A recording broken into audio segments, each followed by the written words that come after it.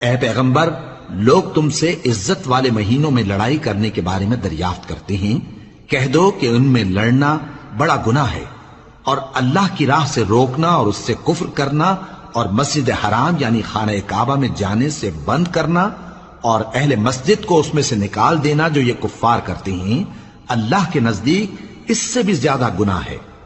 اور فتنہ انگیزی خونریزی سے بھی بڑھ کر ہے،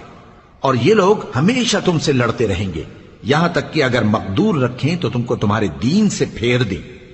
اور جو کوئی تم میں سے اپنے دین سے پھر کر کافر ہو جائے گا اور کافر ہی مرے گا تو ایسے لوگوں کے اعمال دنیا اور آخرت دونوں میں برباد ہو جائیں گے، اور یہی لوگ دوزخ میں جانے والے ہیں جس میں ہمیشہ رہیں گے۔ جو لوگ ایمان لائے اور اللہ کے لیے وطن چھوڑ گئے اور کفار سے جنگ کرتے رہے، وہی اللہ کی رحمت کے امیدوار ہیں، اور اللہ بخشنے والا ہے، رحمت کرنے والا ہے۔ اے پیغمبر، لوگ تم سے شراب اور جوئے کا حکم دریافت کرتے ہیں، کہہ دو کہ ان میں گناہ بڑے ہیں اور لوگوں کے لیے کچھ فائدے بھی ہیں،